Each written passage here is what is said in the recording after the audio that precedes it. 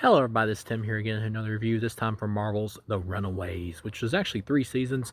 Now this show is one of those kind of like MCU adjacent shows where it is connected to the MCU, but at the same time it doesn't really feel connected when you watch it like it's supposed to be connected, but when you watch it, this is clearly like a standalone story show. In terms of the show, it lasted 3 seasons. The dude who played Spike and I believe it was Buffy is on here. I think his name is James Marsters. I believe that's what it is, or James Masters, I'm not sure.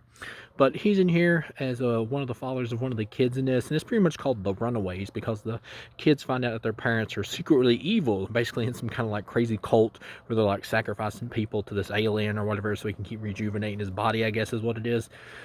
It's played by the dude that was in Nip Tuck, who also played Doctor Doom or whatever in the Chris Evans Fantastic Four films.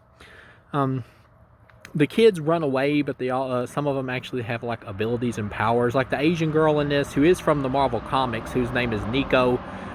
She's like basically magical, and you got this boy in here or whatever who's kind of like supposed to be the stereotypical jock. He's got like these super gloves or whatever that he invents, and then you got like this one chick who's like part alien because her actual biological father, who her mother cheated with, was the alien dude. Kip Pardue plays like the dad who raised her or whatever. He pretty much just like disappears from the series like after like the end of like season 2, I think is what it was. It may have been partway through season 3, but yeah, he just kind of just disappears because they lock him up or whatever, and then he's just gone for the rest of the show. I will say the show gets better as it goes along. Like the first season was just kind of all right.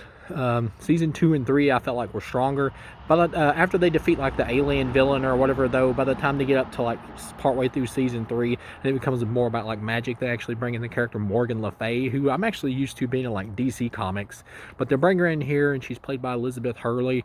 Elizabeth Hurley was in like Bedazzled with Brandon Fraser. She's an actress who I never really thought of as like a great actor or whatever, but she's good in this show. She was good as Morgan Le Fay or whatever, as the hot version of Morgan Le Fay, the sorceress, who's like in a magical battle or whatever with the Nico chick or whatever in this. The characters of the kids, most of them are just kind of okay because they're just kind of like stereotypical type characters or whatever. Like you got the one guy named, I think the character's name is Chase. He's just like supposed to be like the jock dude. That's pretty much it. Pretty much all there is to his personality. And you got this other character supposed to be like the woke feminist chick who they do kind of make fun of from time to time because she just keeps talking about like over the, just like in your face about radical like woke stuff. But yeah, it's not that the kids' actings were bad. I felt like all the kids were appropriately casted, and their performances were fine. It's just that the characters themselves were not great. Most of them were just kind of okay. I will say the strongest is probably the Asian girl, Nico, who's the magic user. I'd say she's probably the most interesting character. Her and like the blonde girl, she was good. I think she was good. And then the boy who played like Alex, the black character, I believe, in this show, he was good. He was fine. The other ones get less to do. They're more just kind of like okay to all right, but nobody's really bad here. The parents, the actors for the parents, once again, are also okay to all right.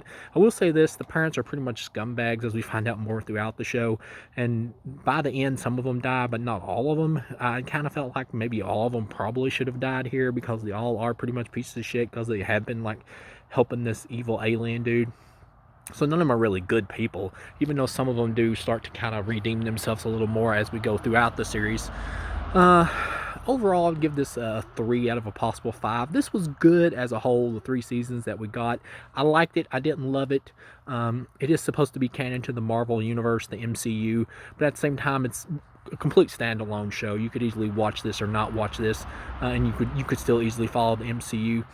But as the show, but I still consider it canon to the MCU unless they eventually like reboot it in like another future phase or whatever of the film universe. But as of right now, it's still canon. So yeah, I'd give it a 3 out of a possible 5. It was good. I liked it. It's one of the better like Marvel shows that I've watched in terms of like MCU shows. So thank you guys for watching, and I'll see you again.